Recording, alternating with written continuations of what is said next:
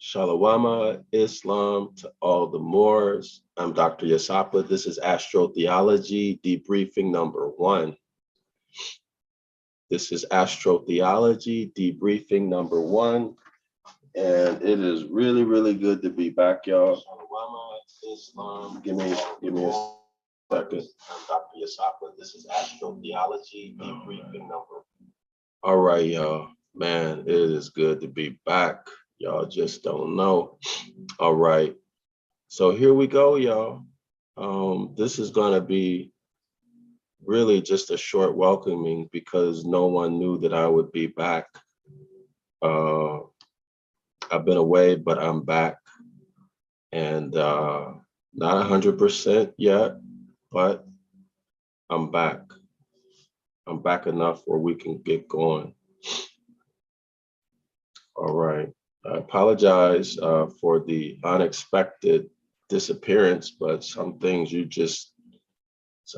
life you can't do anything about. And what I experienced is one of them. All right. So let's get going, y'all. I'll do my housekeeping first.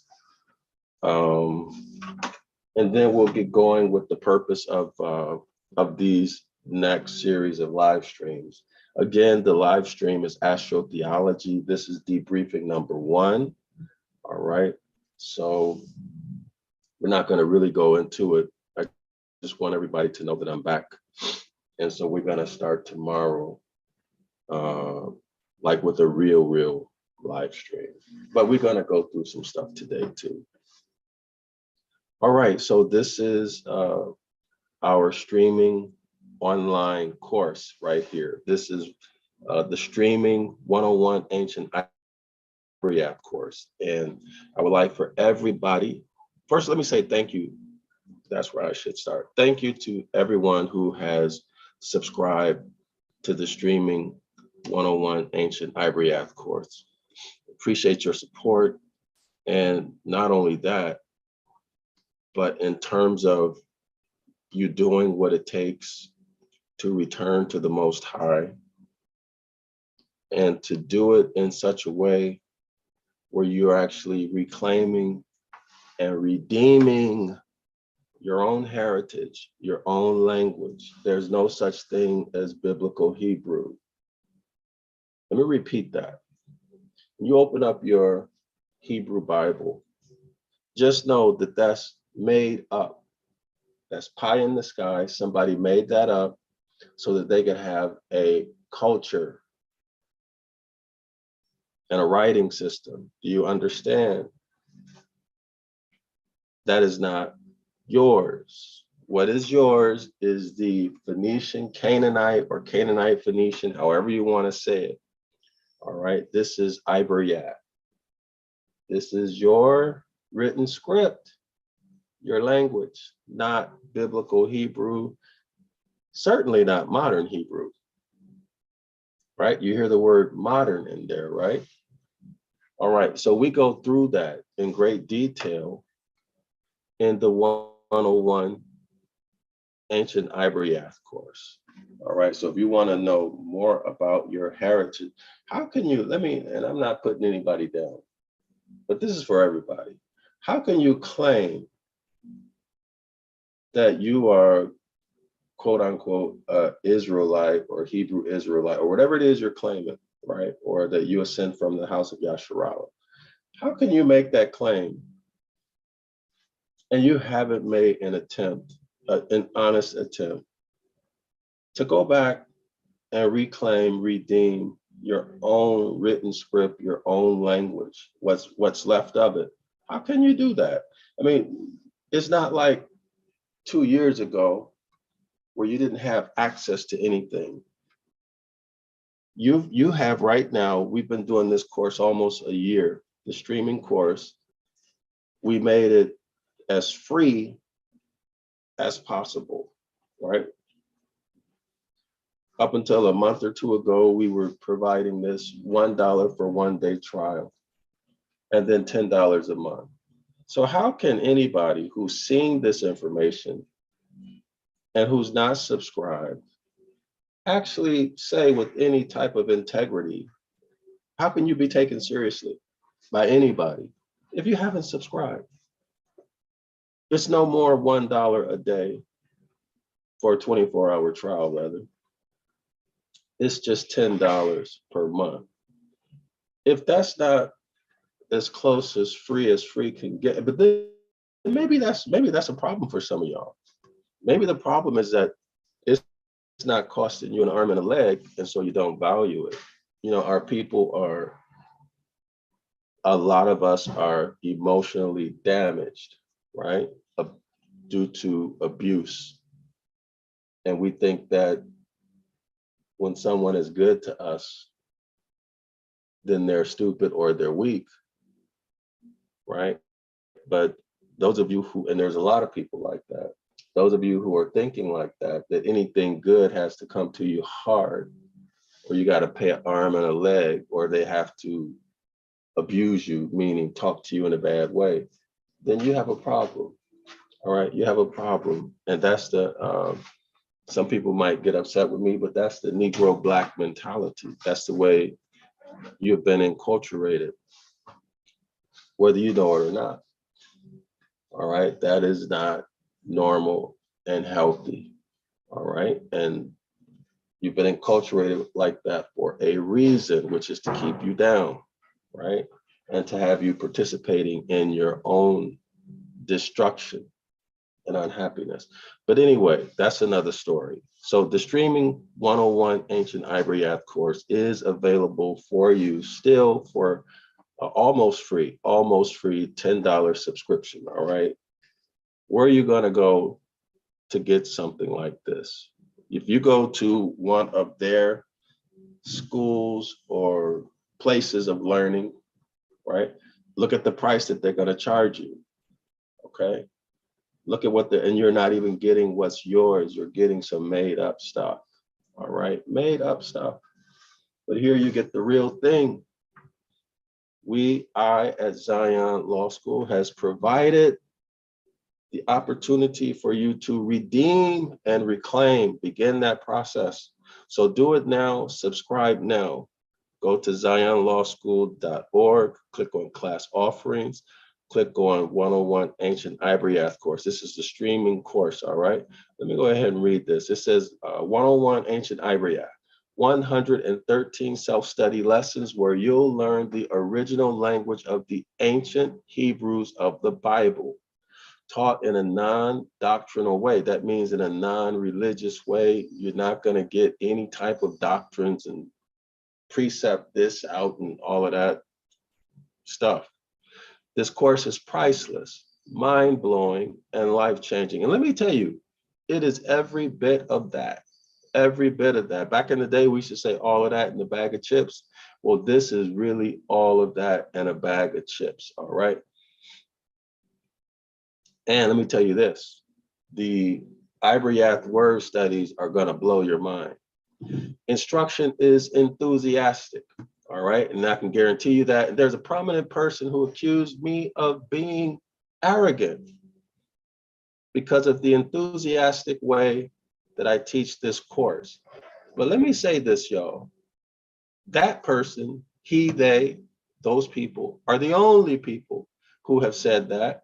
And by the way, very probable, very, very probable that they're projecting their envy, jealousy, and who knows, maybe even hatred on me. See, that's projection. All right, I teach this enthusiastically. Language has to be taught enthusiastically. Otherwise, everybody's going to fall asleep, right? Right? I know when I was in school, I hated language. It was the most boring thing that you could imagine having to be forced to sit through. So I teach this in an enthusiastic way. All right, enthusiastic. That means what? That means it's work. That means I'm working to make it interesting. All right, you're not getting DrYasapa, the real man. You're getting instruction. which is an intentional effort to make this entertaining. All right. Otherwise, people are going to go to sleep. Anyway, I just thought I'd put that out there so I could let that person know, or those people know. I know what's up. All right. Instruction is enthusiastic, powerful, content rich, and comprehensive. And yes, for those people, YouTube prominent people who have made those statements on your platform without mentioning my name, let me just say this: it is powerful, it is content rich, it is comprehensive, as you acknowledged. But then you threw in there a personal comment about me without mentioning my name. Well, Black people. All right. And there's a difference between Black people and what? Yasharala, Moors and Moors. All right. I'm not talking about niggas with a fez or niggas who are wearing a Power Ranger suit, making a claim, but your behavior contradicts your claim, therefore disqualifies you. Packed, overloaded with pure. In other words, what I'm saying is that you do not think and you do not live according to the instructions of the Most High. You're still living in your slave Negro mindset, all right? Or your slave Hispanic or whatever byword you are, if you're acting like that, all right? Instruction is enthusiastic, powerful, content rich, and comprehensive. Don't take my word for it. Go and subscribe. See, you have a responsibility and an obligation to redeem, reclaim what you can. All right, what you can. If this is really who you are. If it is really who you are. If it's not who you are, that's probably why you haven't acted. If it is who you are, that's definitely why you acted and subscribed and you're currently learning. Let's continue. It is what it is, y'all. I mean, there's no need to sugarcoat things anymore. I've been doing this for years, and honestly, I'm tired of the BS with people who come in. They make all kind of wild claims, but they have nothing to show for it in terms of what they've done for themselves or their people. All right. First and only, this is the first and only course. It is the only course of its kind, right, y'all? This is it. Learning language takes years of practice and effort. You will not be Ibaryath literate after completing this introductory level course. This is a comprehensive introductory level course, all right? You should come after you subscribe, or even before you subscribe. Come to our Saturday class, 10 a.m. Eastern Standard Time, 10 a.m. in the morning, Eastern Standard Time. You need to come to our live online class, Saturday, 10 a.m. Eastern Standard Time. There you will get practice so that you can learn the concepts and principles. You can see how they actually are used, all right, as we render, as we translate, as we render each of the words in Deuteronomy chapter 28, all right? Not only translate and render, it's too much to talk about right now in this video, but you need to come to that live online class Saturday, 10 a.m. This course was created just for you, Yasharala. This is Yasharala Moors, all right, Yasharala Moors, and all of the Moors, all 16 family of nations, all right, the royal house of the Yasharala Moors, and all the entire family of all of the magnificent Moors, the majestic, magnificent Moors. That's right, you are majestic, you are magnificent. Those of you who are Moors, following the Most High's instructions. That applies to you and as fact, all right? If this course is so amazing and priceless, DrYasapa, why is it almost free? All right, we get that a lot of time.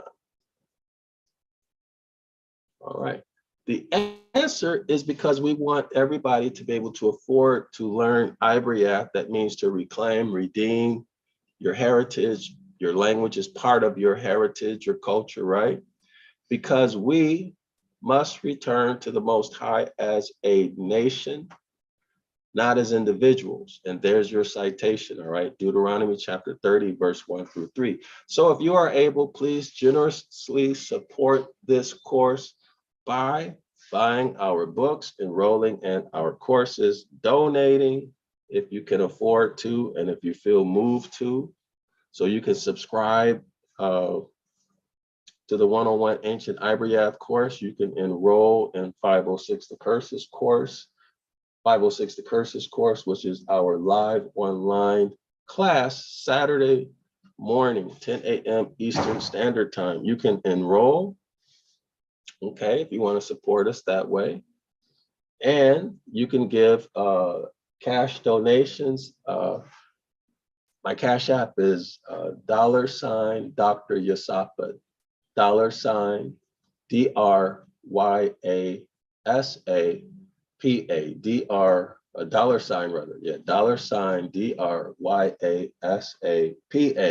or you can do it with PayPal, which is paypal.me/Zion Law School. All right, or you can buy our books. In the description area of our videos, you'll see 7 books that we list. You can, these are all Ibaryath books. So these all have to do with helping you reclaim your heritage, okay?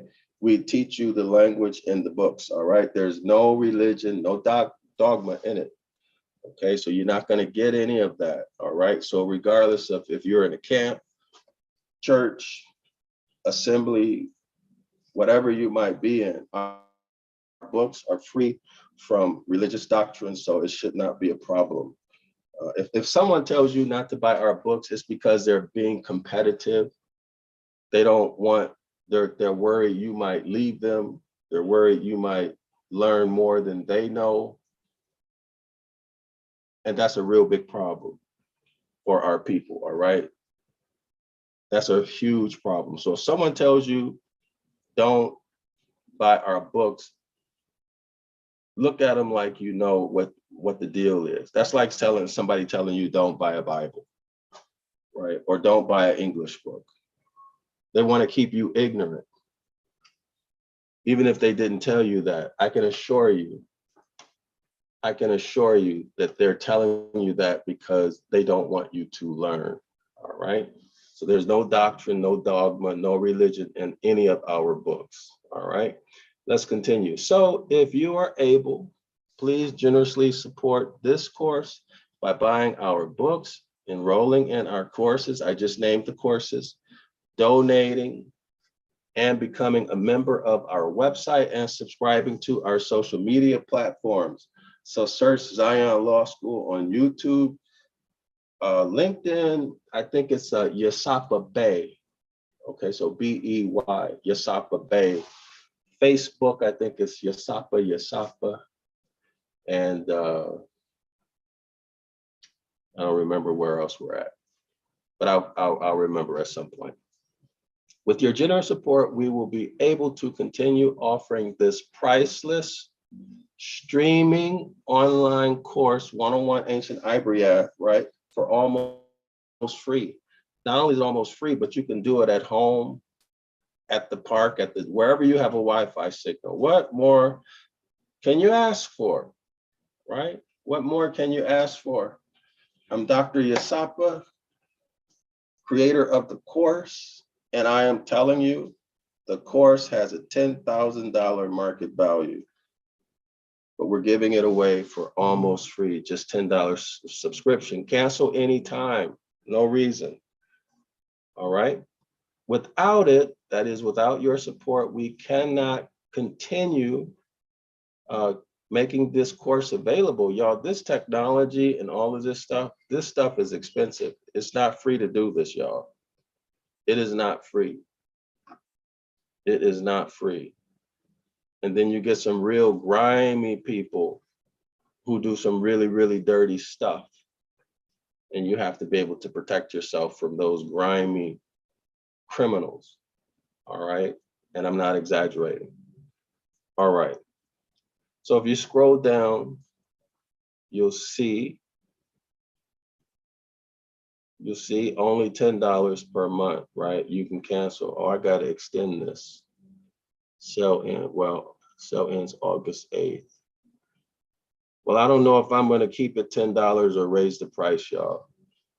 So if you want to get in at $10, you better do it now. I don't know if I'm going to raise the price or not.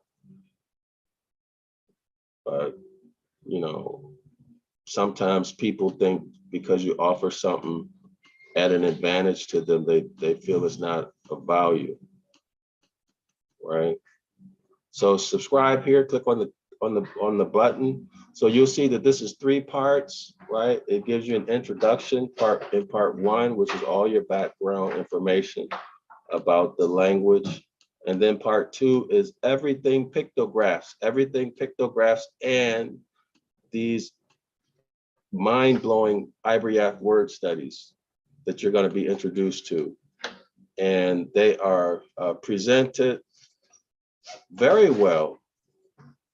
I have to give myself a pat on the back. The instruction that I provide is exceptional. It is excellent. And these Ibaryath word studies are going to blow you away. They're going to blow you away. Part 3 is where we get into the grammar. All right. So that's all your grammar stuff. All right. So go ahead, y'all, and subscribe. We appreciate your support, especially for ordering 101 Ancient Ibaryath. Now let's go to the book that I'm promoting, which is the 911 Ibaryath Rescue. All right, this complements you in the course. 911 Ibaryath Rescue, the international edition right here. All right, so here we are. 911 Ibaryath Rescue, Ancient Phoenician, Paleo, Hebrew, International Edition. This is our black and white copy of the book. The color copy is $49.99, so I recommend you get the black and white copy. Buy this one on Amazon.com, all right? But this is the only book that we publish that you should buy outside of our website. All other books, buy them on zionlawschool.org right here. Buy them on zionlawschool.org, okay? So now let me take y'all to Jeremiah. So, all right. So in 911 Ibaryath Rescue, this is going to tell you about the pictographs, all right? It's going to present the pictographs. It gives you a space where you can practice writing. Okay, it shows you the images so you can visualize what the pictographs are, et cetera, et cetera. You need to have this book in your library, all right? And all your children need to have it. See, if you get this to your children while they're young, it won't look weird to them the way it looks weird to most adults, because they will have seen it their whole life and they'll know what it is, right? Especially if we can get them started early. So why is this important? Jeremiah chapter 8, verse 8, of course, I think I've become famous or known for this verse, Jeremiah chapter 8, verse 8, out of the Amplified Bible version. So let me see if I can find it real quick. Jeremiah chapter 8, verse 8, we're at the Bible Hub. This is where you can do comparative studies on different versions of the Bible. Same verse, all right? So Jeremiah chapter 8, verse 8, here's why you need to know Ibaryath. Here is why you need to know Ibaryath. How can you say we are wise and the law, that is the instruction, that is the commandments of the Most High, is with us. See, how can you make that statement?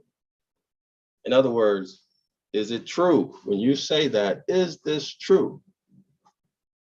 The author is saying it's not true, because he says, how can you say, right? That's like, how can you say when you were home, when you and I both knew you were out in the streets that, you ain't come home till 8 in the morning?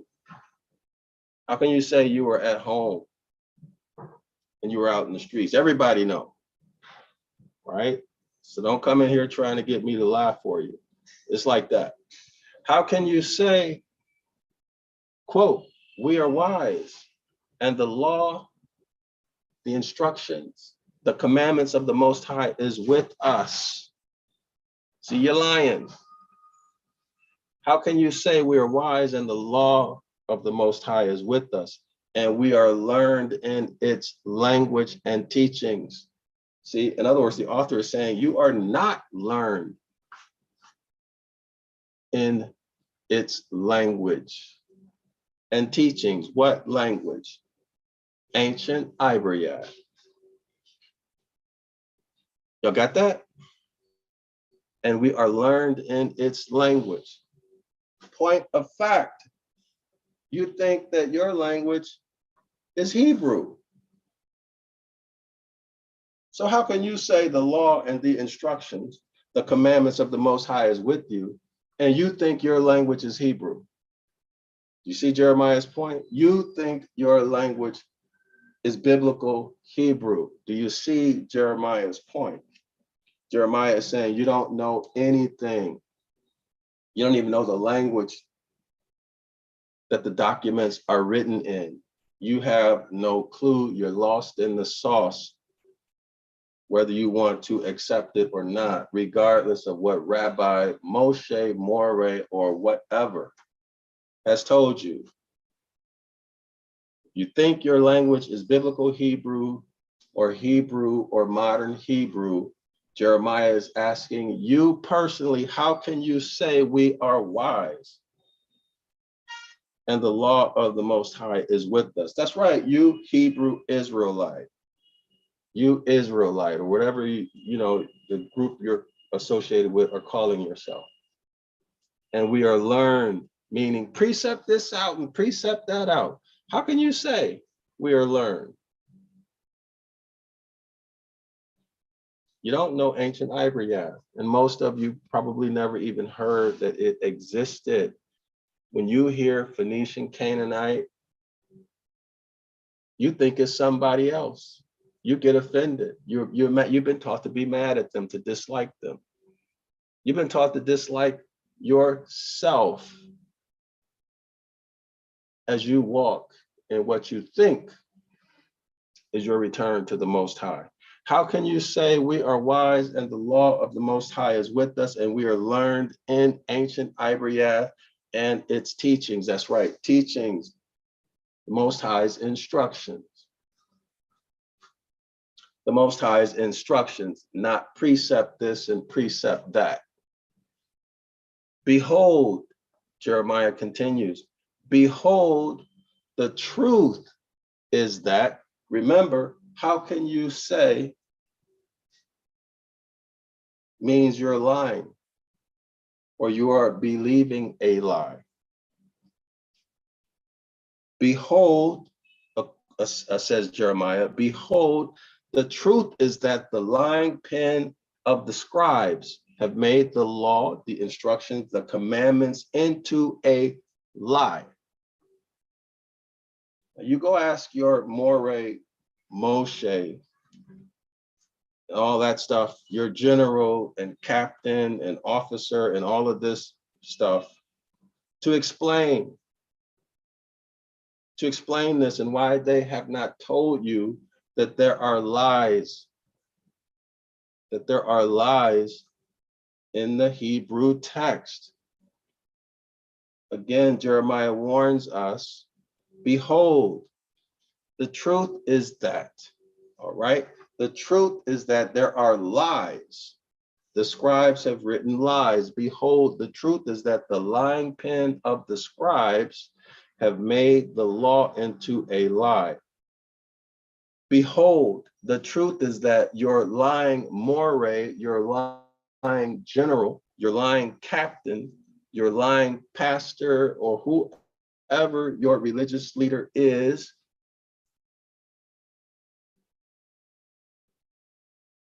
has made the law into a lie.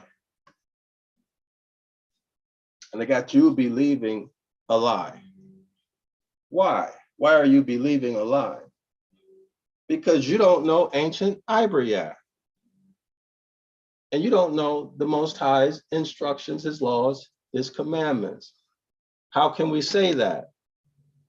Let's let Jeremiah say it again. How can you say? How can we say that? Again, my question is, how can we say that? Let's let Jeremiah answer it. How can you say we are wise and the law of the Most High is with us and we are learned in its language and teachings? How can you say that? And you are promoting biblical Hebrew, modern Hebrew, or even something else other than Ancient Ibaryath, the Canaanite Phoenician Ancient Ibaryath. Behold, the truth is that the lying pen of the scribe, and need I say your Moshe and Moray and general, has made the law into a lie. They're telling you lies. Many of them know they're lying to you, but they'll never tell you to your face because that's going to blow the game, right? And you are the prey. And that's not talking about a prayer. That's talking about you are what they're hunting, your pockets, your energy. All right.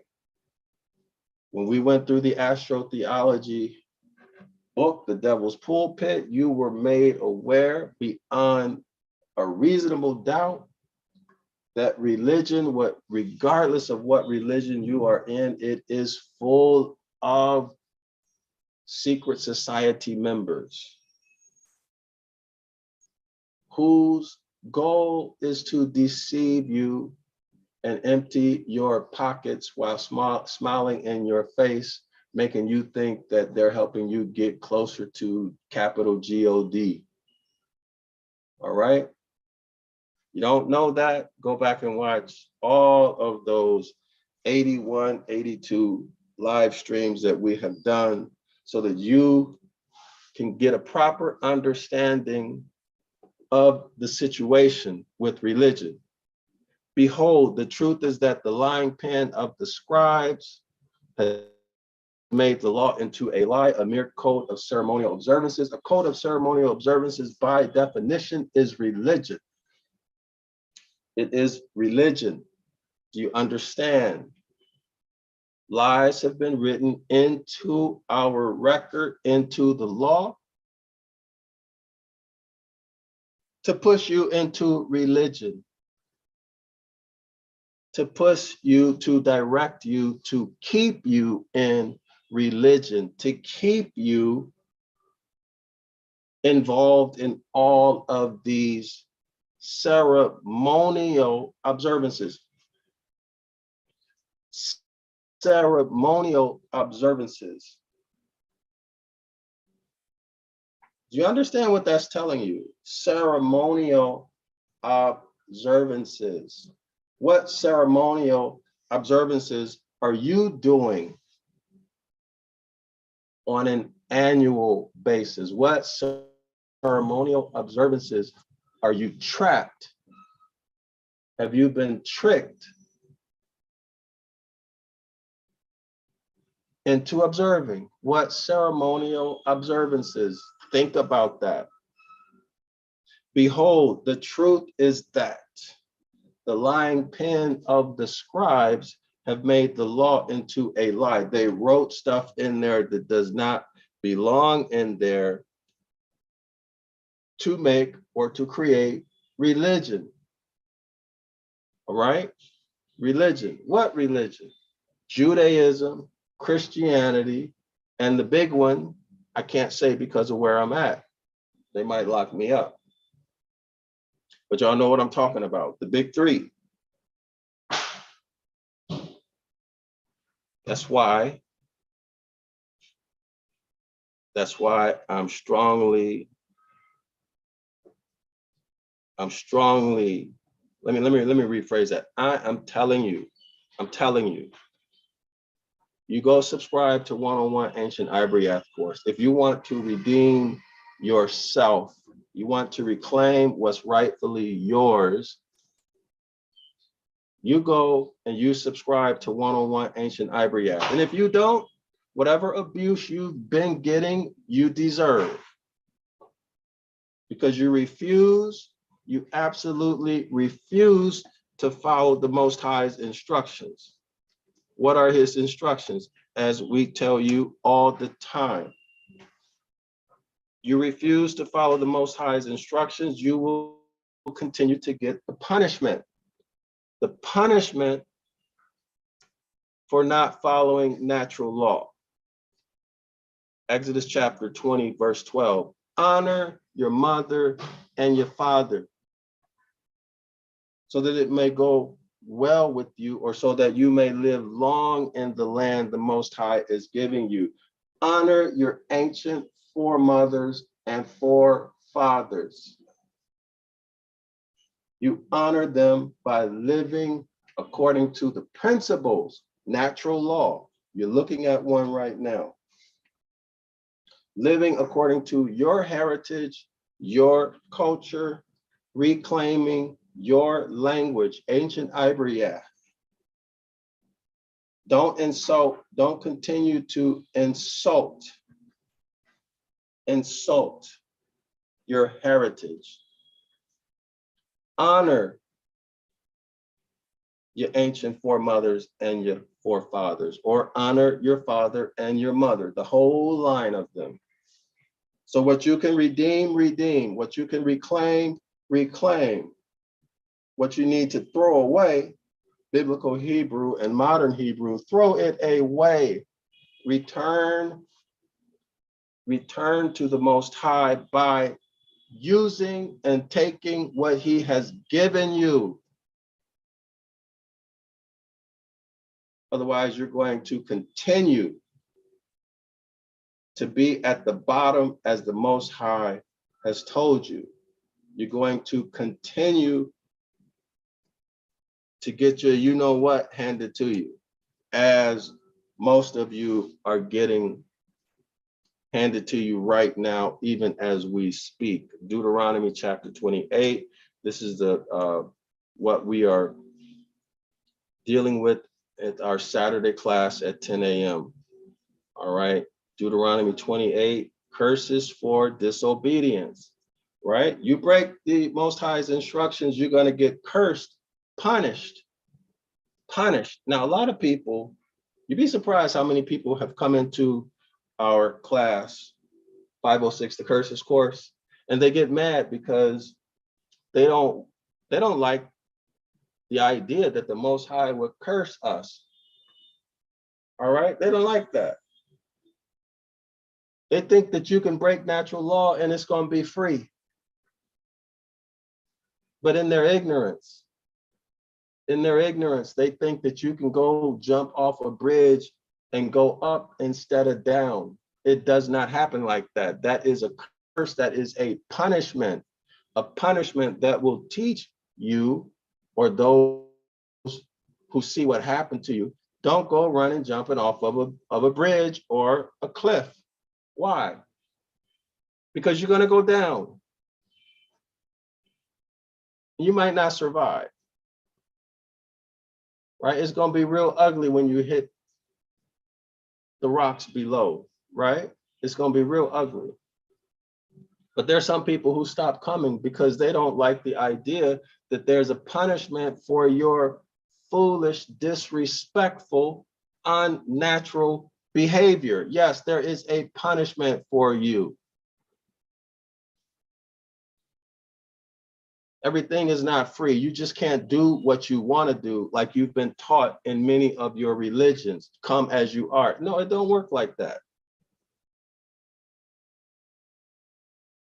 In fact, if that's your mindset, don't even come to our Saturday class. I don't want to deal with any type of religious mindset. You come after you get your head together. All right? Curses for disobedience. Deuteronomy chapter 28, verse 15. However, if you do not obey the Most High, your power, honor your mothers and your fathers, honor your ancient foremothers and your ancient mothers and fathers, so that it may go well with you. However, if you do not obey the Most High, your power, and do not carefully follow all his commands, if you do not carefully follow natural law, if you do not act in such a way where you intentionally avoid harm, if you do not act in a way where you intentionally avoid harm as you follow all of his instructions, and his instructions are at their essence natural law, that I am giving you today, okay? I is Moses, today is right then at that moment. All the instructions that were given to Moses, that is a time stamp. If I see that, that is a time stamp. Not what he said to Adam, not what he said to Nehemiah, not what he said to David, not what he said to Paul or anybody else. Today, time stamp. You go, you file a document in a court or with an organization, they're going to time stamp it, right? There's a purpose for the time stamp. I don't need to go into that. All right. However, if you do not obey all of the words, if you do not obey the Most High, your power, and do not carefully follow all his instructions, his commands and decrees I am giving you today, time stamp what he said to Moses through Moses. All means 100%. All does not mean 1%. All does not mean 3%. All does not mean 5%. All does not mean 50%. All does not mean those that you like, excluding those that you don't like. All does not mean all the ones that you think are easy, excluding all of the ones that you think are extreme and you're afraid of. All means all, 100%. You're going to get your ASS handed to you and your children. All these curses, all these punishments, 100% of them will come on you and overtake you. 100% of those punishments, these curses will come on you. That's right, you're not going to escape them.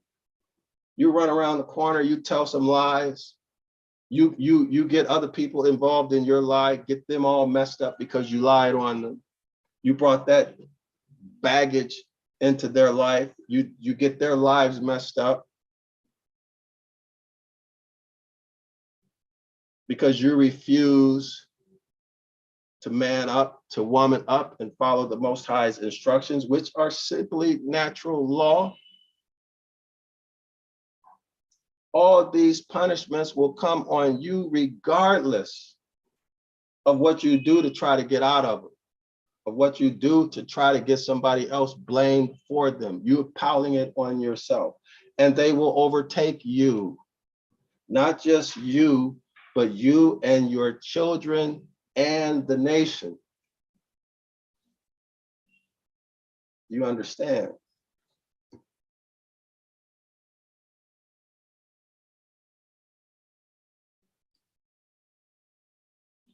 It's not all bad. It's all bad if you make it that way. You cannot jump off a cliff and not hit the ground. All right? You're not going to go up and you're not going to stand in place. If you obey the Most High's instructions, if you obey natural law, Deuteronomy 28, verse 1, if you fully obey the Most High, your power, and carefully follow all his commands, all is not 1%, all is not 10%, all is not 20%. It says follow all his commands that I give you today. Today is a time stamp. Time stamp. All right. We're dealing with Moses and the house of Yasharallah. We're not dealing with Abraham, Isaac, Jacob, King David, Solomon, the Messiah, the Christ figure, Paul, the 12 apostles, Adam, Nimrod, Esau. We're not dealing with any of them here. If you fully obey the Most High and carefully follow all his commands I give you today, there is no other covenant for redemption. If you fully obey the Most High, your power, and carefully follow all his commands I give you today, there is nothing else. The Most High, your power, will set you high above all nations on the earth. See, we're dealing with nations again, nationality. Nationality on earth, set you high above all nations on earth. Doesn't that make sense, right? He who masters natural law is the master of the earth. Doesn't that make sense? In other words, science is the key. All right. Law is science. Language is science. Physics is science. Astronomy is science. Right? 2, all these blessings, all these tangible physical gifts will come on you and accompany you.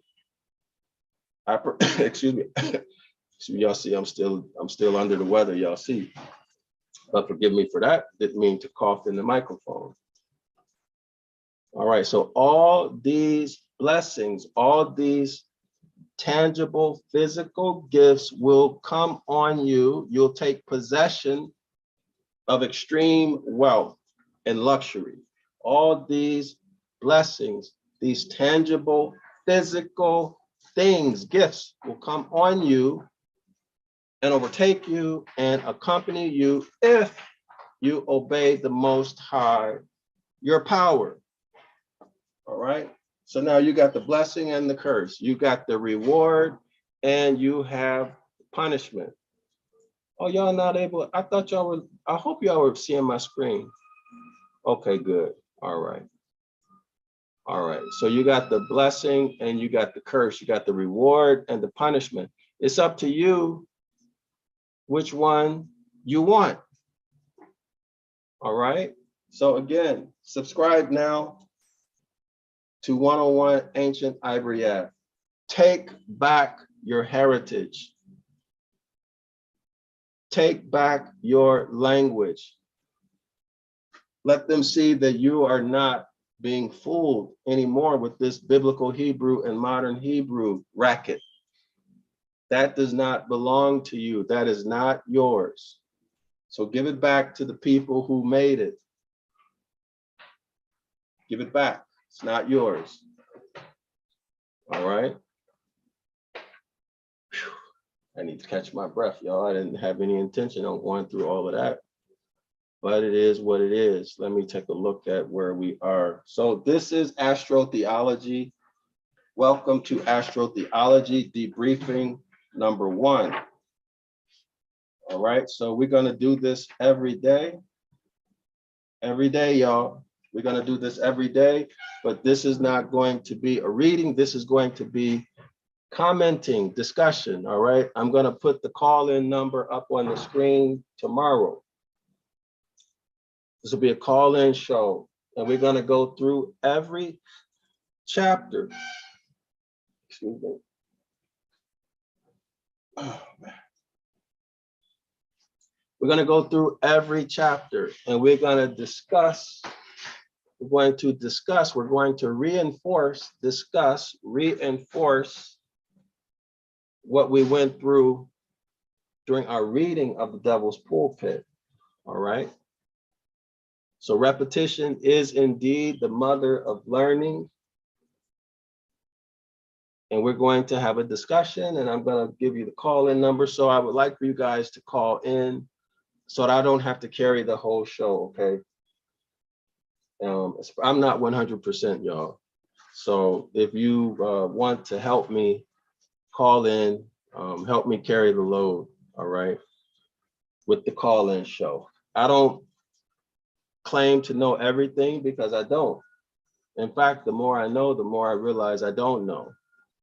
So I need your support, whether you know anything about the topic or not. So if you have questions, call in and ask your questions. If I'm able to answer, I will.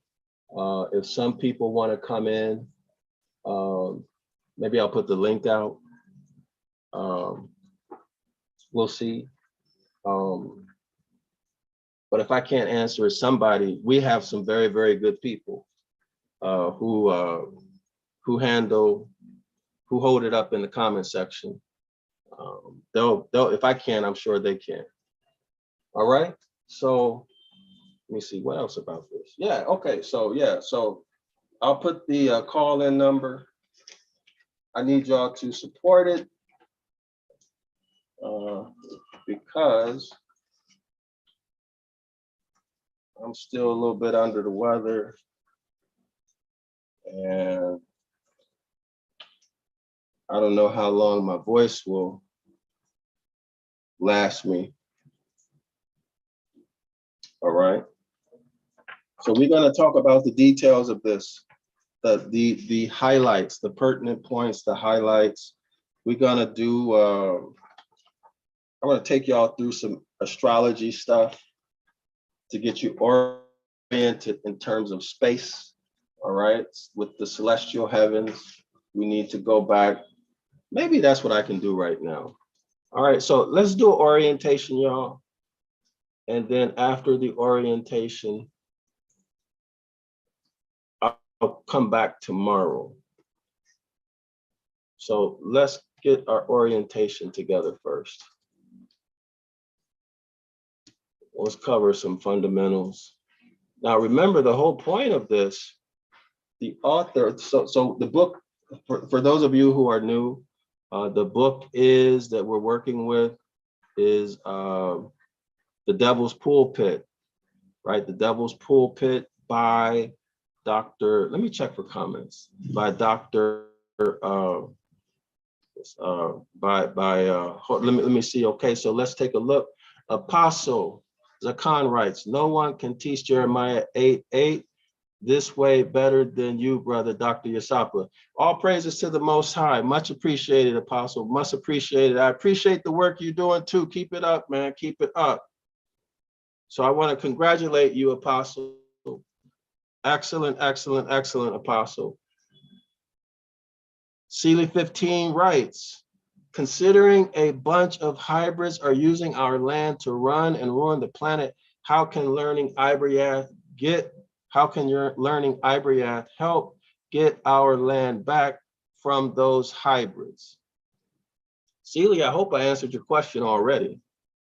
All right, the issue is not what we need to do to them. The issue is what we need to do, each man, each woman, which is simply following the Most High's instructions. In other words, we have to, Sealy 15, we must follow the Most High's instructions. There is a contract. In religion, they call it the Mosaic Covenant. All right, so we just went through the blessings. And we just went through the curses, all right? We just did that. And by the way, there are no hybrids in your land. Okay, you've been misled. That is not our land. That's not ours. Okay. I'm not trying to be funny. I'm just passing it on to you so that you'll know. Those scholars who have come to our Saturday 10 a.m. class know the location and the what do you call it? Ordinance. You know the ordinance. You've seen it, right, scholars? Those of you who come to our Saturday 10 a.m. Eastern Standard Time class, you know the location of the promised land. All right. This is Deuteronomy chapter 28. This is proof that we are dealing with a contract, which is commerce, which requires performance, which requires honor, being honorable, performing the contract. Do you understand? This is not about how you feel and what you think. This is about you perform or you reap what you sow. And you only have two choices: luxury, wealth, or you get your ASS handed to you through poverty, sickness, death, and disease, and troubled mind. You don't have a choice. Deuteronomy chapter 29, verse 1. Point of fact. I wish Apostle was here to read this. I wish Apostle was here to put this out. Deuteronomy 29, verse 1. These are the terms of the covenant. These are the terms of the contract. These are the terms of the contract. You are dealing with a contract that the Most High commanded Moses to make with the house of Yasharallah in Moab, in addition to the covenant he made with them at Horeb. Dealing with the contract. So you violate that contract, you get all of the punishment, all of the curses. Not the ones you like, not the ones that you are trying to avoid. You get the whole shebang.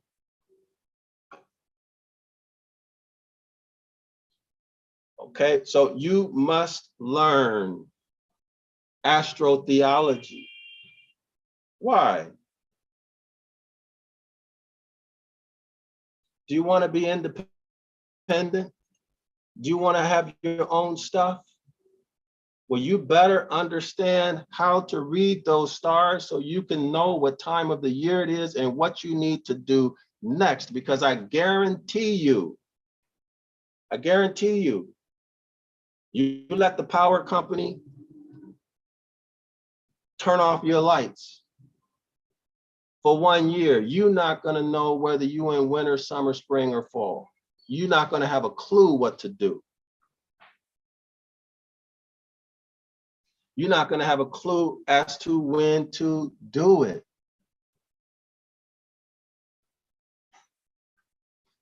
Because you are a part of the system. You don't know anything. I'm not speaking to anybody specifically. I'm talking about all of us. You don't know anything about nature. You've been disconnected, unplugged, and you are a battery, so to speak. You're just sitting in an unnatural system. All right? In other words, you're dependent. You must understand astronomy in order to be independent. I'm not saying worship stars. I'm saying understand what you're looking at so that you can survive on your own, right? Same way our ancestors did. All right, so now let's go down a little bit. So we established that we're dealing with a contract. We move down to verse 14. Now, if you were in our Saturday 10 a.m. live online class, this is not news to you. And we go through this with a fine-tooth comb, but here I'm just going to give you a drip of it, all right? Verse 14, Deuteronomy chapter 29. I am making this covenant, I am making this contract with its oath. You see that? Honor, honor, honorable behavior. I am making this contract with its oath, not only with you who are standing here with us today, timestamp, in the presence of the Most High, our power, but also with those who are not here today. That includes you and I, the seed, and your seed to come. So Sealy 15, I hope it's clear to you now that the way out is simply to follow the Most High's instructions, natural law. And it's too much for me to give to you right now. All right? That takes us into a whole different thing. Everybody's welcome to come Saturday, 10 a.m. Eastern Standard Time. If you are tired of getting your you-know-what handed to you on a daily basis, regardless of how good your job is, you women who are doing well in this system, you got great jobs, you're making great money, but what? Your sons are being tracked to prison, and there's nothing you can do about it. You're living lives of helplessness and loneliness. You don't have a man, and you cannot get a man whom you respect,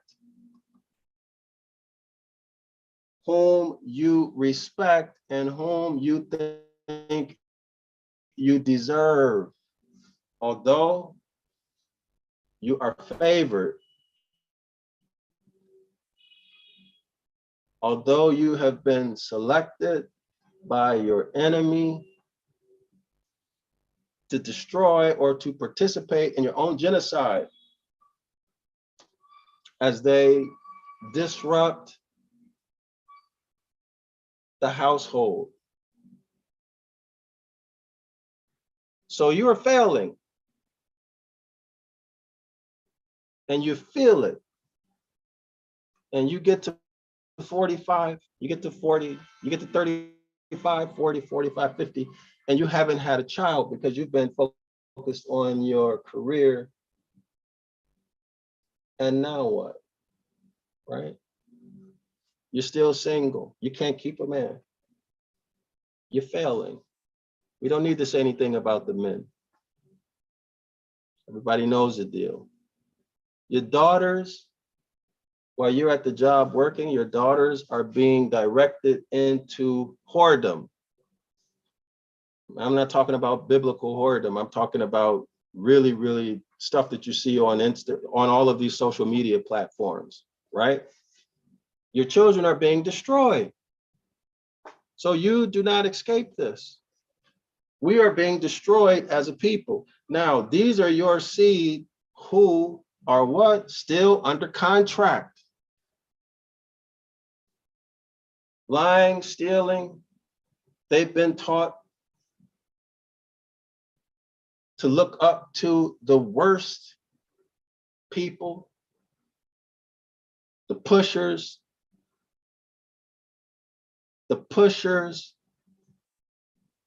scoundrels, who make this disgusting stuff y'all call music, who think it's cool to harm physically and verbally other people, who have been affected to a greater degree psychologically by their oppression than they have.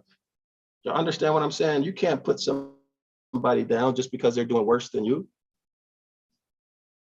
Verse 21. No, let's do, I want to do verse 19 through 21. I wish someone was here to assist me. Verse 19, Seeley. When such a person hears the word of this oath, when you hear this contract, when you hear about this contract, when you hear about this contract, it exists, and you poo-poo it off. When such a person hears the word of this oath and they invoke a blessing on themselves, thinking, quote, I will be safe. In other words, this ain't nothing but a thing. It's just something what does this got to do with anything? Following some natural law, following the Most High's instructions. Who cares? When such a person hears the word of this oath and they invoke a blessing on themselves, thinking, quote, I will be safe, even though I persist in going my own way. So in other words, that contract ain't nothing. What does that have to do with anything? That was written how long ago? All right. That's the end quote. They will bring disaster on the watered land as well as the dry. Okay, so those are part of the punishments, part of the curses. 20, and you go hash this out with your general, with your Moray, with your Moshe. You go hash this out with whoever is leading your Hebrew Israelite camp, organization, whatever. 20, the Most High will never,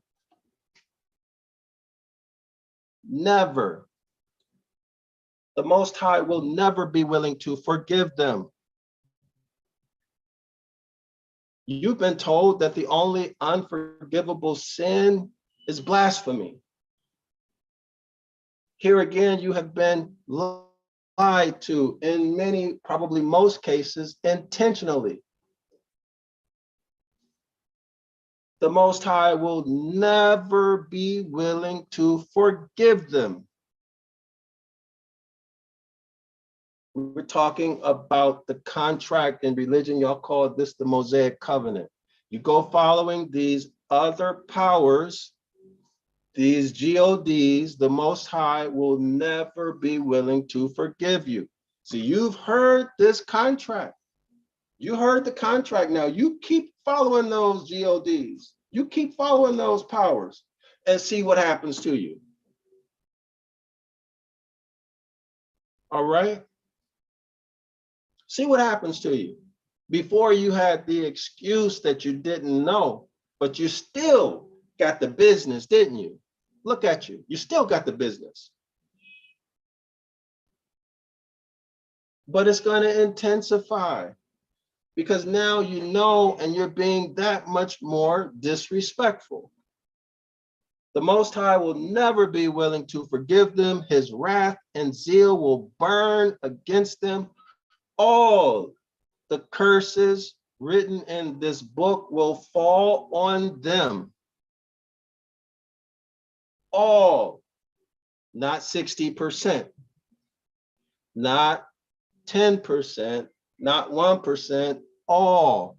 You're going to get a cascade of punishment. The same way you've been getting that cascade of punishment up until now, from the time you came forth out of your mama's womb until now. And the Most High will blot their names out from under heaven. Notice this, verse 21. You go take this up with your leader.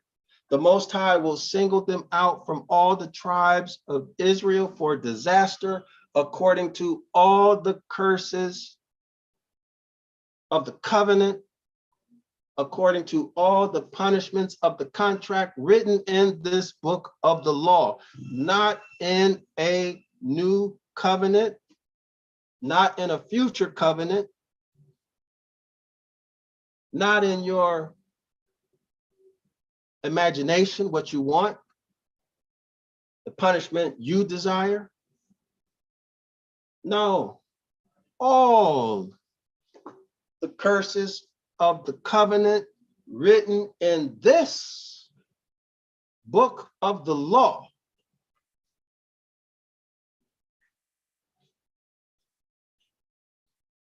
There's nothing else to say about that. So you want redemption. You want freedom and liberty. You want to come and go as you please. You want to live unhampered. You want to enjoy your life. Here's how to do it. Deuteronomy chapter 30. When all these blessings, these tangible, physical gifts, and all these curses, these physical punishments, these sufferings, I have set before you in Deuteronomy chapter 28, have come on you, and you take them to heart wherever the Most High, your power, disperses you amongst the nations. That is whether or not you are in North America, Central, South America, whether you are over in Hindustan, in Asia, wherever you're at, and you learn about this oath, this contract, these blessings and these curses. Everybody understand that? All right. 2, and when you and your children, your seed, return to the Most High and obey him. Return to the Most High means what? You start following his instructions, and his instructions, his commands, his laws are at their essence natural law. And when you and your children return to the Most High and obey him with all your heart, that means what? With sincerity. You're not trying to get over or trying to get sex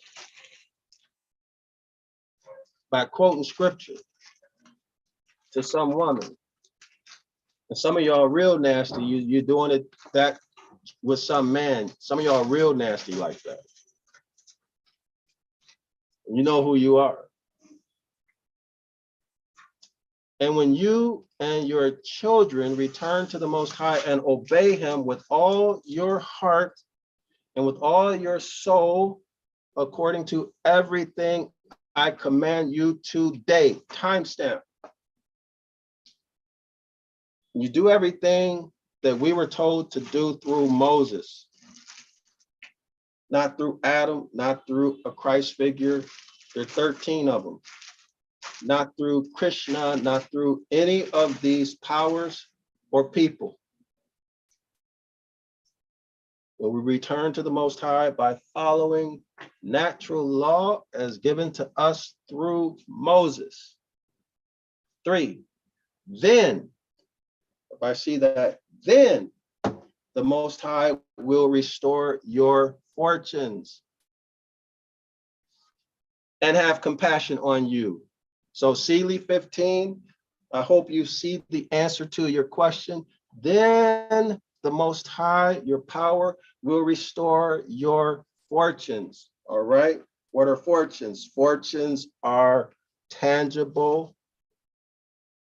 physical wealth, land, estates, gold and silver, we call money, divine money. Your heritage, your titles of nobility,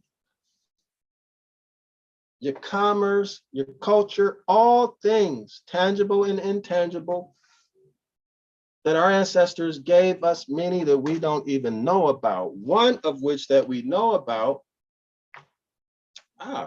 is Ancient Ibaryath. So those of you who have not ordered this book, go out and order it. 911 Ibaryath Rescue International Edition. Those of you who have not already subscribed to 101 Ancient Ibaryath, go out and subscribe. $10, that's almost free. So you, scholar in the audience, decide what's best for you and your family. And you make that choice. Take it up with the Most High. You want your fortunes restored, you must start somewhere. And I've given you a very good start. I've given you a very good start, but you got to pull the trigger. You have to subscribe. You have to buy the books. You have to come to Saturday class. It's not costing you anything. The links are in the description area of the video. All right. So congratulations to those of you who have made the decision to return. And for those of you who are still sitting on the fence, well, I see y'all when y'all get there. If you get there, maybe this is not for you, right? But again, Sealy 15, here is your answer in the most concrete terms. Then the Most High will restore your fortunes. That's your heritage, all right? In its completeness, and have compassion on you. Do y'all see that? And have compassion. So up until you return, there's no compassion on you. Do you see that? Most High said he's going to laugh at you, right? Don't come to me crying and all of that. I don't want to hear it. And you say, oh, it wasn't me. It was my mother. It was my ancestors. Well, that's not the way the Most High works. Then the Most High, your power, will restore your fortunes. That is, once you return to the Most High and you follow his instructions. Sincerely, not trying to impress some woman or some man. Sincerely, meaning what? You want those tangible gifts that the Most High promised. You want them. Okay, so people in religion, oh, you're materialistic. No, I'm not. I'm contract oriented. I'm focused on the contract. I'm offered extreme wealth. I'm offered all kind of stuff. Hold on. And I want it. What business of that? What business does that have to do with you? Right? I want my stuff. And I want to live life the way life was intended for me to live.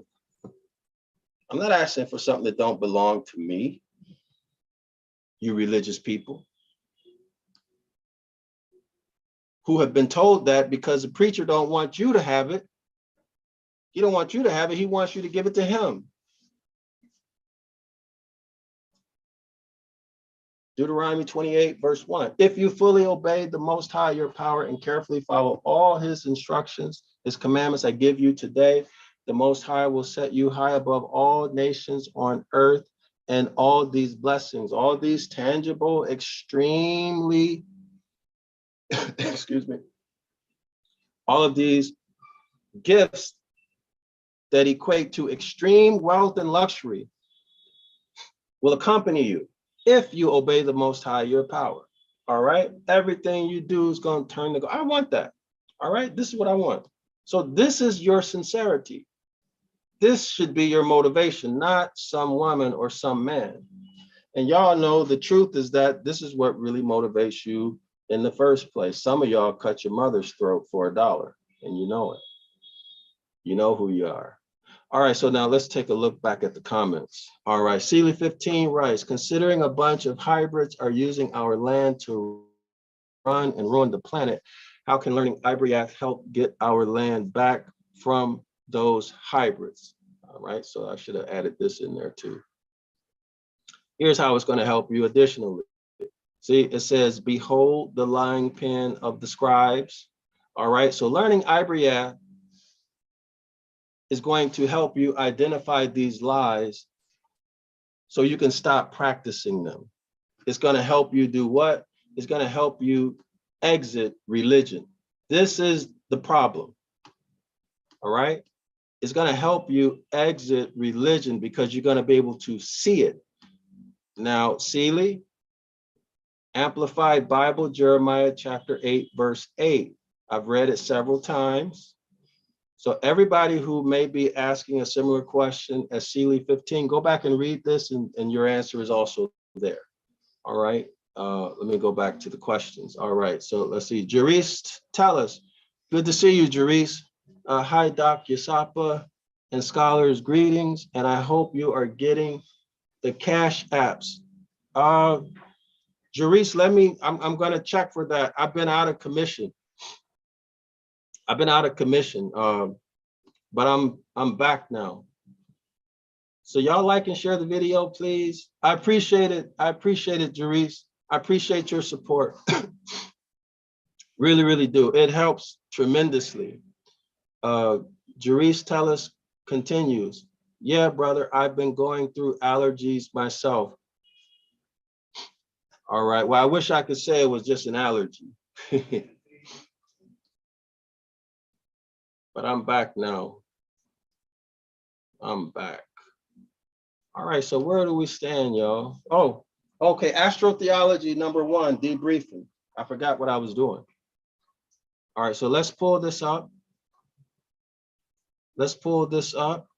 So let's go through a,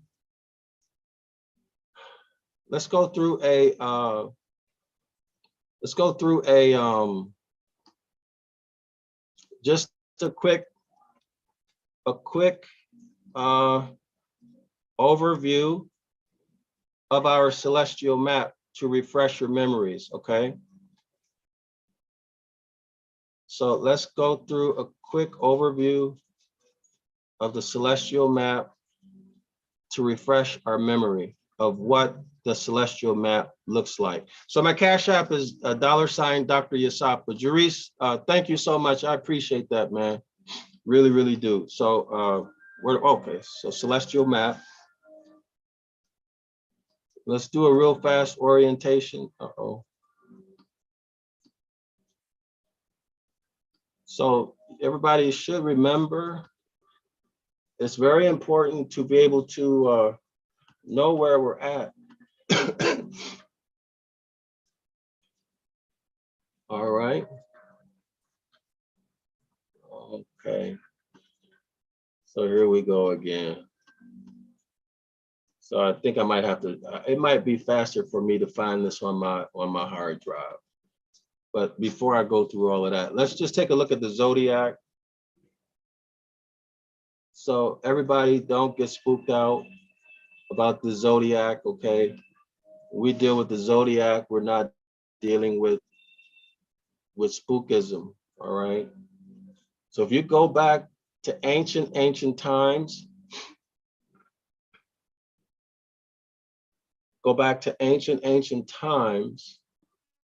Zodiac was not involved in this spiritistic type of stuff that you see and hear about today. All right, all of that was added. All of that was added. All right, all of that was added. So here's an image of the Zodiac. All right, there are 12 of them. There are 12 Zodiacs. All right, there are 12. The sun enters one Zodiac, goes through it and exit that Zodiac. Then it will enter another Zodiac sign, pass through it and exit it. then it will enter into another zodiac sign, pass through it, exit it, and the process will repeat annually. Annually means once a year. It means yearly, right? So the sun will travel in, through, and out each zodiac sign once a year. Once a year. So that it repeats this cycle forever and ever and ever. The sun is eternally entering one zodiac sign, passing through that zodiac sign, exiting that zodiac sign, entering into the next one. This is a pattern that is repeated forever and ever and ever. Everybody see that? That's what's happening. When the sun enters into a particular zodiac sign, it takes on the characteristics and attributes of that zodiac sign. All right. When the sun enters into a zodiac sign, it takes on the attributes and characteristics of that zodiac sign. All right. So let's go back. So now there is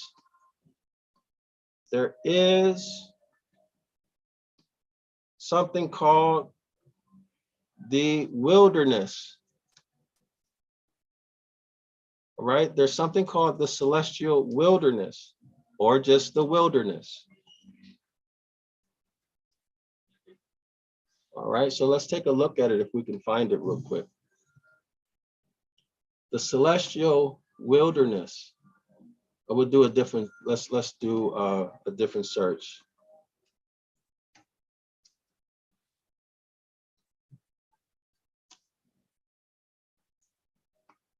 So we're going to look at the wilderness. All right, so here we are. So y'all see these images here? Let's take a look at this one. Let's look at this one. All right, let's look at that. Okay, so here's the starry sky. If you are, let's say, lucky enough to be in a place on Earth where the sky is clear, and you look up in the sky, and the sky looks like you're looking at a jewel. It's just shimmering lights everywhere. You're looking up at it. Just sky looks like glitter, you know, shimmering glitter, shimmering lights everywhere. You don't see any shapes. That's called the wilderness. That's called the wilderness, all right? That is called the wilderness. To the untrained eye, you're looking at the wilderness. To the untrained eye, you're looking at the wilderness. To the trained eye, those people who know which stars to connect to make each of the zodiac signs, well, these are those people who are, y'all say in religion, blessed and highly favored. See, now you're no longer looking at the wilderness. You are looking at, let's say, a document that you can now read. It's clear. You're looking at a document that you can now read. Each zodiac sign has its own attributes and characteristics. There are 12. The sun travels from the first zodiac to the 12th one through the 12th in its annual course throughout the year. So now you are looking at a document that you can read as opposed to a wilderness, or what? You're an illiterate person looking at the page of a book and it just looks like a bunch of ABCs. Everybody see that? All right. So now let me try to pull up the last thing I want to show you, and then we'll end. But I really want you all to see this, okay? This is really important. All right, so we're going to talk about the solstices. We're going to talk about the the equinox, excuse me, y'all. The equinox. All right, these are the major things that we need to know. And for those of you who follow feast days and all of that stuff, this is very important to that. All right, very, very important to that. To give you a better understanding, okay, of how those are calculated. When you know this information. All right, I'm gonna use, okay, so I found one. We've used this quite a bit. All right, so let's pull it up. We'll give it a minute to pull up. And let's pull another one up too. All right, we'll pull another one up too. So we'll work with two, all right? So I'm just waiting for them to come up. Let me check to see if we have any more comments. All right. Jerice writes, the fortune come as fast as your complete return. He has given us the starting point. Yes, indeed. Thank you, Jerice. I appreciate that. Thanks, Dr. Yasapa. Thanks, Jerice. All praises. Islam to all the Moors, and Shalawama to the entire house of Yasharala. Let me see. Okay, so y'all give me a second. Okay, I'm waiting for these two images to pull up. All right. These images are really important for everybody to know. Okay. This is our basic understanding.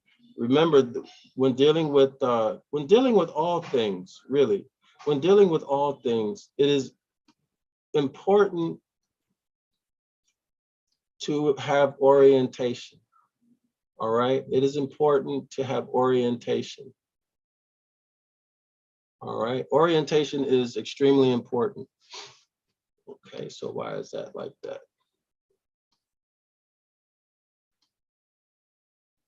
In other words, if you know where you're at, if you know what you're looking at, then you can deal with things, right? You have a chance. But if you don't know what you're looking at, you're finished before you even start. All right. Okay, so here we are. All right, so this is our celestial map illustration. So in the center, we see the Earth. Okay, we see the Earth. We see this orange line around the Earth. This is the Earth's equator. Now project the Earth's equator out. Project the Earth's equator out. Now we simply call it the celestial equator, all right? So the celestial equator is merely or only a projection outward of the Earth's equator. This is the orange circle that you're looking at. All right. The yellow dot here is the sun.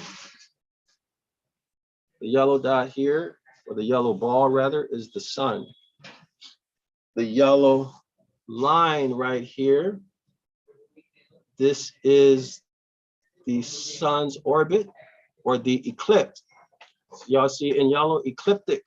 This is the ecliptic line, the orbit of the sun. All right, it says ecliptic apparent annual orbit of the sun. And then it says what? Zodiac circle. So remember, the sun is passing through.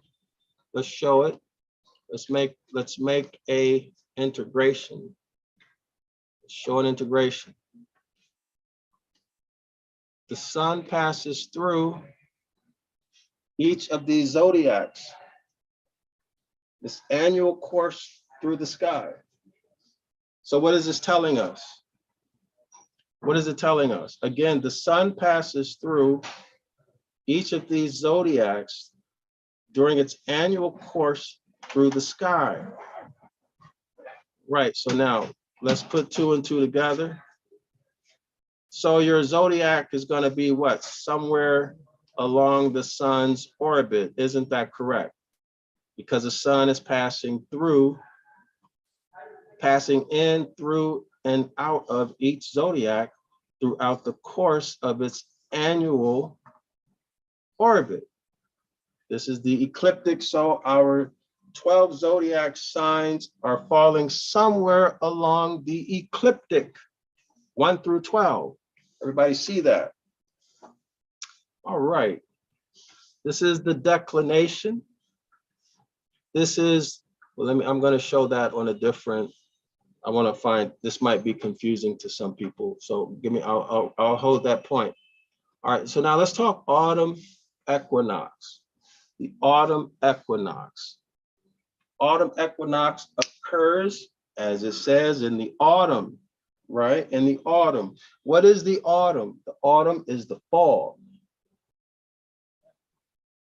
The autumn equinox occurs in the fall. September 23rd. Equinox, equal, equinox, equal hours of night, hours, and daytime hours. So equinox, equal number of nighttime and daytime hours, 12 nighttime hours, 12 daytime hours, equal equinox. The fall or autumn equinox occurs September 23rd. On that day, there are 12 hours of night and 12 hours of day. Equinox, equal. Fall equinox, September 23rd. All right, get that clear. Why is it fall? Why is it called fall? Why is the autumn equinox occurring in the fall? Have you ever thought about that? Why do we call fall fall? Why is autumn called fall? All right, so let me see if I can reverse this image, and I'm going to show you. Hold on. Let me try to change the orientation of this image, okay? Y'all bear with me. No, it won't do it. Oh, well, it's not allowing me. I want to flip this. Okay, so y'all going to have to just imagine. Well, I'll come back to it. I'll come back to it. Let me finish this up. So now our next equinox is March 21st. This is the vernal equinox. This is springtime, right? The vernal equinox, March 21st. The vernal equinox, March 21st. What are you having? Passover, depending on the religion, right? Passover, Lord's evening meal, or whatever y'all call it. I forgot all the names, but you know what I'm talking about. All of your religious ceremonies, religious observances, all of your religious observances that you're doing sometime around March in the spring, all of your annual religious observances, ceremonial observances. I hope you see what I'm saying to you. The vernal equinox, this is spring, occurring March 21st. Equinox equal 12 hours of daylight, 12 hours of nighttime. After spring comes summer. After spring comes summer, and here is summer. Here is summer, somewhere around here. The sun will reach its highest point in the sky in summer, right? That's called when the sun, let me see if I can find a better image before I go through this, because I don't want to confuse anybody. I want y'all to, I don't want to have a lot of questions. Let's see. Let's see what else I got in terms of images. Give me 1 second, y'all. I'm trying to do as best as I can by y'all to make this as easy as possible. So let's see. Let me see if I can find another image that'll be more easy for you to see. All right, so I don't have to explain it. Let's see. Ah, this is better. All right, so I think I found something better. So y'all take a look now. Okay, so here for our orientation, here we are, vernal equinox, y'all see it? Vernal equinox, equal number of daylight hours, 12, equal number of nighttime hours, 12. Autumn equinox, September 23rd, 12 hours of daylight, 12 hours of nighttime. Autumn equinox, that is the fall. Vernal equinox, March 21st. Autumn equinox, I believe it was September 23rd. Yes, it's September 23rd. March equinox is March 21st. All right, here is our eclipse. Y'all see that? The path, the ecliptic rather, the path of the sun. So the zodiac signs are falling along this path, right? We just looked at that. Now here is the winter solstice. What is the winter solstice? That's going to happen December 21st, 22nd. That's the lowest point that the sun will reach in its orbit, in its annual orbit. It is the lowest point the sun will reach in its annual orbit. It occurs December 21st, 22nd. It is the lowest point the sun will reach in its annual orbit. It is the bottomless pit. It is the bottomless pit. Why? Because there is no bottom. It is that place of dense darkness. The sun is referred to as Satan, the devil. The winter solstice, the sun is referred to as the devil, Satan, the devil, in the bottomless pit, the black pit, that scary place in religion.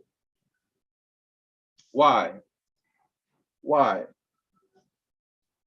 We draw a line from the winter solstice, a straight line all the way to the highest point that the sun will reach in its annual orbit. This occurs in the summer. This is the summer solstice. This is the highest point that the sun will reach.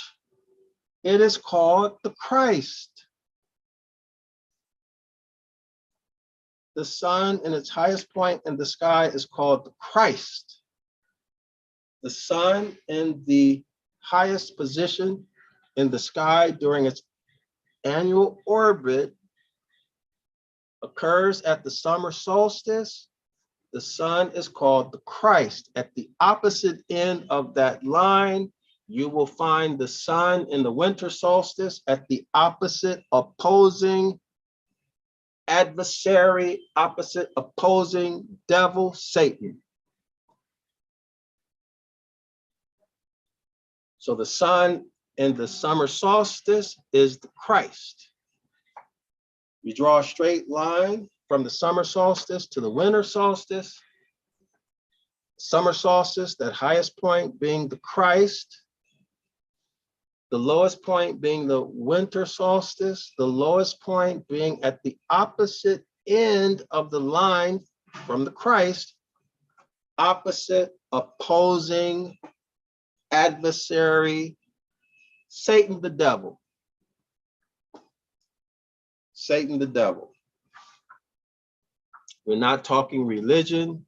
We're talking astrotheology. In other words, astronomy that has been deified by our ancient ancestors You make the correlation to Jeremiah chapter 8, verse 8. Make your correlation. Now, why is autumn called the fall? Why is autumn called the fall? This is why.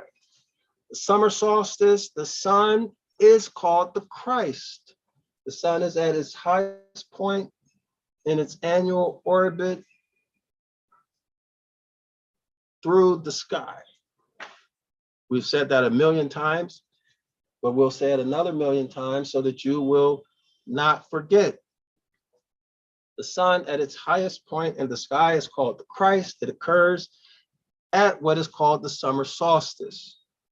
After summer comes autumn. Look at the cursor. The sun is at its highest point in the sky. It has no place to go but what? Down. So the sun is falling down. The sun is falling down, falling, autumn, fall, autumn. The sun falls. The sun falls from its highest point in the sky. It's falling,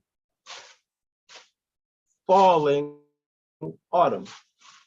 This is why autumn is called the fall, because the sun falls downward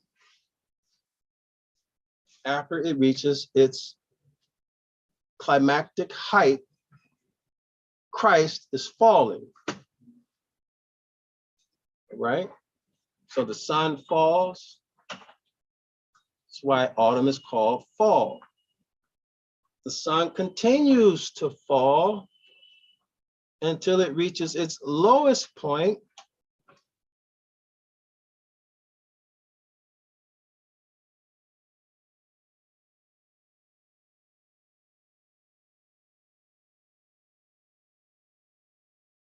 This is deep winter, December 21st, December 21st, December 22nd. This is deep winter. The sun falls to its lowest point in its annual orbit through the celestial sky on December 21st. And it stays hidden, concealed. In fact, people doubt whether the sun will ever be seen again because it have disappeared, to have died, because it is not visible from December 21st, December 22nd, December 23rd. No. The sun does not make an ascension until December 25th.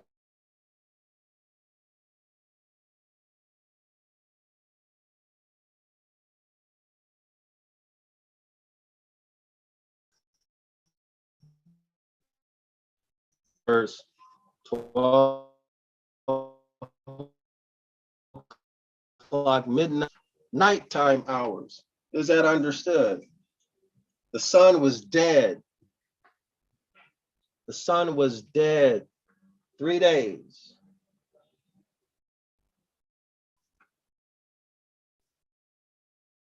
But on December 21st, having risen a full 1 degree, we can see the number of daylight hours increasing. All right, so the sun was dead. Thomas doubted whether it would ever be seen again. You're doubting Thomas. Now, the sun springs forward. It springs up. Springs up. This is why the vernal equinox is called spring. That's where you get springtime. The sun springs upward. The sun springs upward after it has reached its lowest point in the sky, which is the winter solstice. Everybody understand that? You must understand that. All right. The sun in winter springs up. The sun is rising. It is ascending. It is ascending. The sun is ascending. It's springing forward, spring up, and then the sun reaches its highest point in the sky, which is called the Christ. That's the zenith, right? Sun reaches its zenith, highest point in the sky, Christ. All right, so the sun springs and it falls. All right, so your 23.5 degree, 23.5 degree, these are correlating with your what? Tropics, that's right, Tropic of Cancer and Tropic of Capricorn. Excellent, excellent, excellent, excellent. The equator is 0 degrees. The equinoxes that, well, not the equinoxes, but this angle here, 23.5, these are corresponding with your tropics, Tropic of Cancer, Tropic of Capricorn, right?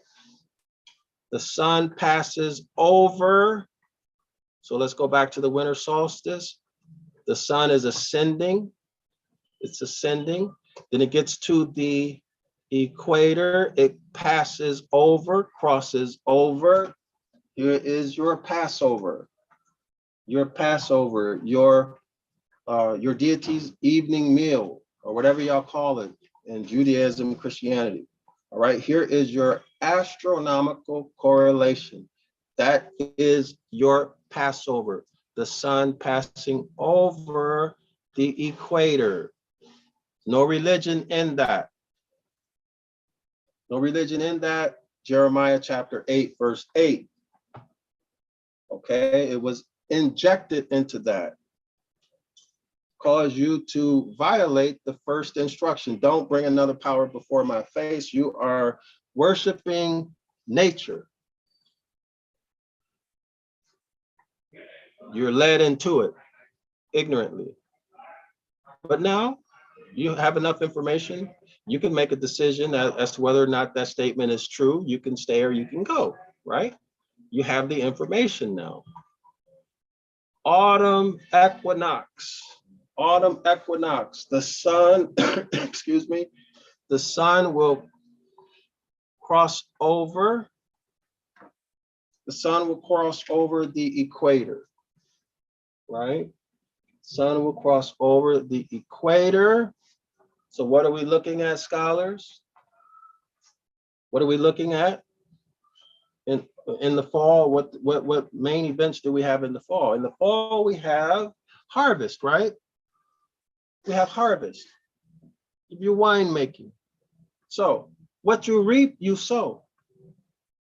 So if you refuse to follow the Most High's instructions and return to him, you keep yourself dependent on industrial agriculture. Guess what's going to happen to you? When you should be planting, you're going to be watching TV. All your favorite sitcoms, you're going to find yourself with nothing to eat and not a clue on how to grow your own food. So let me tell you what I'm talking about. The divine principle is you reap what you sow. In those of you who follow the New Testament, all right, you know what I'm talking about. Springtime, the ground has thawed out. Things are coming back to life. You should be out what? Preparing your ground, planting your seed, putting the work in so that when harvest comes, you have a good harvest, right? You don't need to do anything but that work. Everything else is going to be done automatically for you. Okay. All the genetics, everything is there. All you got to do is prepare the soil, put the seeds in, provide water when water is needed. That's all you have to do. But if you don't do that, guess what's going to happen in the fall, in the autumn? You're going to be screwed. You're not going to have enough, or you won't have anything at all. Why? Because you reap what you sow. You didn't put time, energy, the investment, maybe the money, the finance. You didn't do those things, so now you're screwed. So now you're going to be stealing or homeless or worse. Y'all see? You reap what you sow. That's not a religious thing. That's natural law. Okay? You reap what you sow. So what does that mean? That means what you sow, you get a super abundance compared to what you sowed. You plant one tomato tree, one tomato bush rather, and see how many tomato seeds you get. It's a super abundance. All right? A super abundance. Now, so what else are we looking at when we deal with the autumn equinox? It's Jachin and Joab. I think it's Jachin and Joab. You get the two pillars. You get the two pillars right here. All right. Now these are Masonic. These are very prominent in Freemasonry. Jachin and Jochin, right? The work, that hard work, and then that luxurious, amazing harvest with all your wine, all your sweet wine. All right, so I'm going to call it quits here. We will continue tomorrow. This has been astrology number 1. All right, we just did astrology number 1. So thank you everyone for spending your time with me. I do appreciate it. Hope you all enjoyed it as much as I did. We're going to get back to it tomorrow. I'm Dr. Yasapa from Zion Law School. Don't forget, go immediately subscribe to our streaming 101 Ancient Ibaryath course.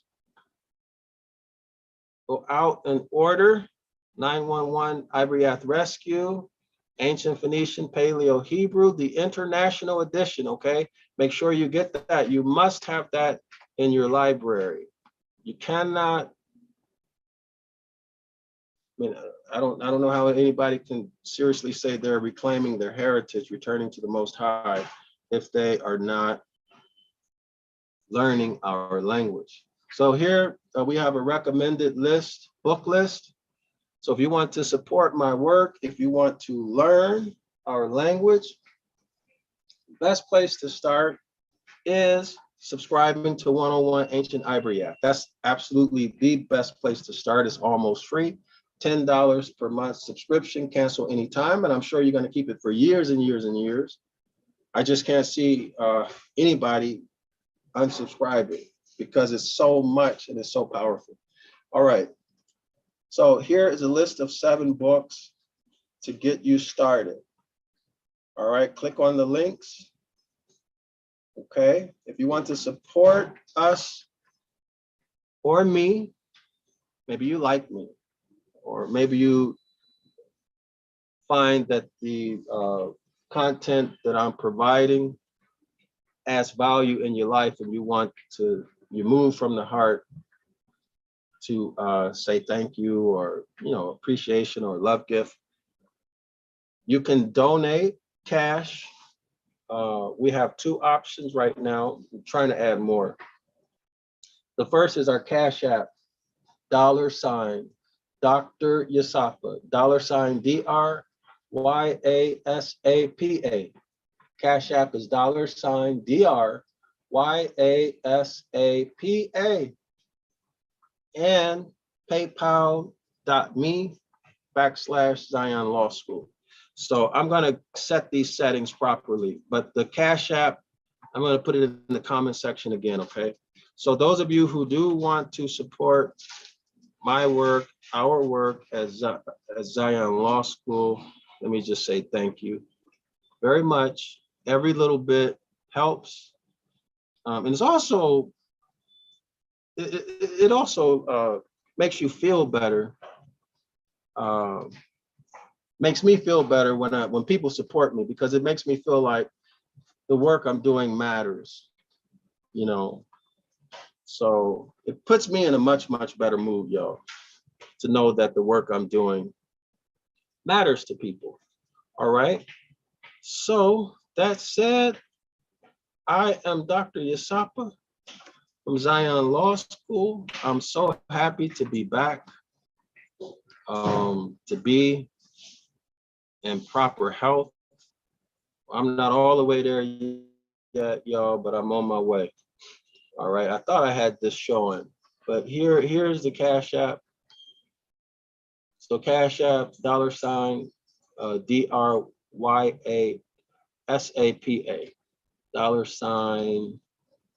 $DrYasapa, and PayPal is paypal.me/Zion Law School. Go to, I'm in the description area of the video right now, y'all.